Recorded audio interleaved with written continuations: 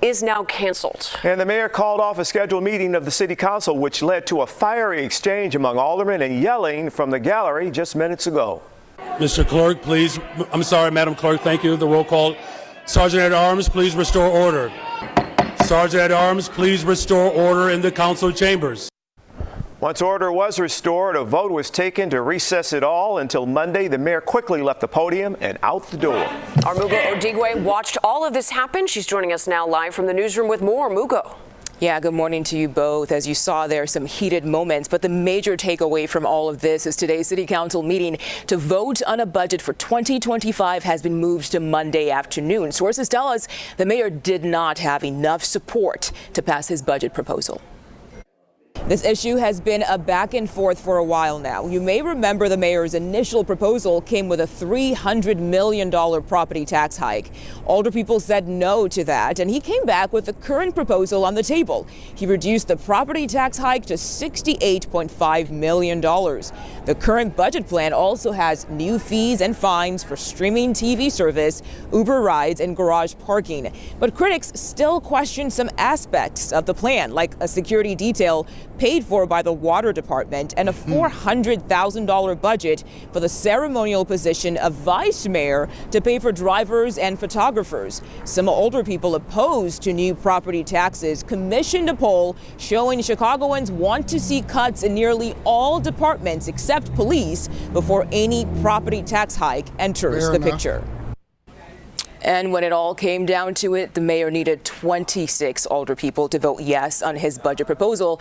But sources tell us he didn't have that amount of support. Hence, again, why the vote for today's city council meeting was called off. We know the meeting is scheduled for Monday at 1 p.m., likely once again to talk about 16th. Voting for a budget for 2025, and we'll, of course, keep you updated on what happens. And Anton will be covering it on the Millionaire Morning Show, but this is nothing more than an epic failure. An epic failure. And the shout out to Chicago Red, and they've been all over this guy, and they've been having conversations. And so what he did was he basically canceled the vote and canceled the meeting, which then the aldermen, like you see right here, started having a conversation and saying, hey, listen, instead of you trying to continue to sell us and drum up support for a $60+ million, estimated $68 million tax increase, property tax increase on the people, which the people of Chicago is already paying an egregious amount of property taxes as it is. You've seen chaos break out because he basically canceled and postponed the meeting until Monday, December 16th, so that he can hopefully try to drum up some more support. Now, this is problematic on multiple different fronts, and it shows a failure in leadership in blue cities, and nothing can be more exasperated or put on example as to what's happening both in Oakland and what's happening in Chicago. The difference between Oakland and Chicago is that Oakland actually recalled their leadership, and as you can see, the people over there in Chicago, they were absolutely, there go my girls, there go my homies.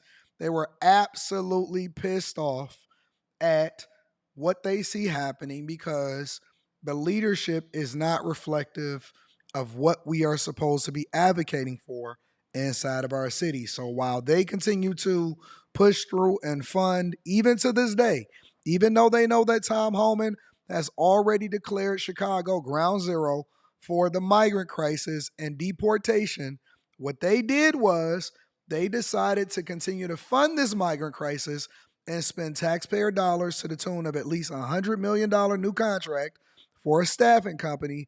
And I can't figure out for the life of me who are the people that are getting all of the money and benefiting from this contract.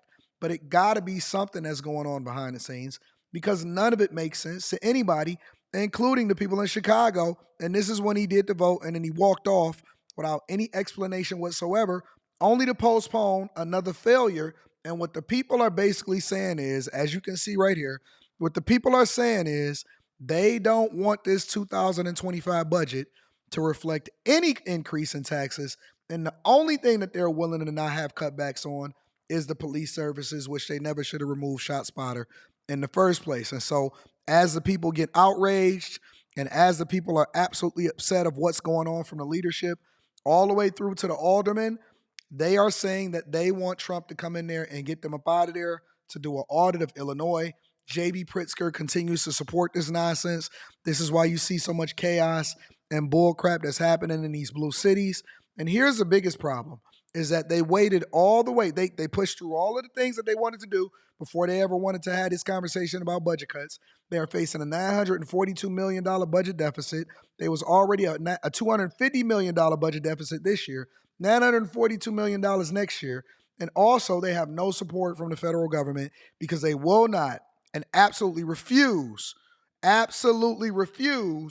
to play ball with the Trump administration as far as ensuring that they align with the votes of the United States of America, but they continue to seek federal tax dollars. They had all year to get this budget together, all year to seek insight from the people, all year to try to figure out what was going on. And you know what they tried to do? They tried to push through this agenda, which would then tax the people more while giving themselves raises and also giving themselves police escorts and all of this other type of stuff and say, well, this is historically what we've done. Okay, well then historically go back to pre-pandemic spending and make sure that you align the budget with that because you are more than 7 to 8.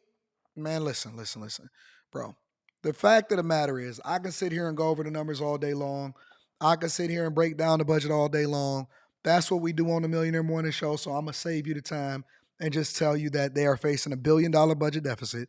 They continue to fund the migrant crisis. They continue to fight Tom Homan. They continue to go against the Trump administration. They are willing to lose federal tax dollars. The people in Chicago are absolutely fed up. But at the same time, outside of Chicago Red and outside of some of the support that they have, I absolutely believe that they deserve this leadership because this is the thing that they voted for. And the most important thing to take from this is that throughout this whole situation, you know what Chicago and Illinois wind up voting for in this past presidential election? To stay blue. While the legislators and the people out there making all of the money and getting all of the raises and running up the bag, you know what the people in Chicago decided to do? They decided to stay blue. Isn't that disappointing? They decided to stay on the Democratic plantation, and you got some people over in Chicago that refuse to go. They refuse to play ball. They refuse to continue to be a part of this circus and this nonsense, and we got to support them. But for the rest of them, I think that they deserve this leadership. They deserve everything that they got coming to them. And you have leadership that is adamant.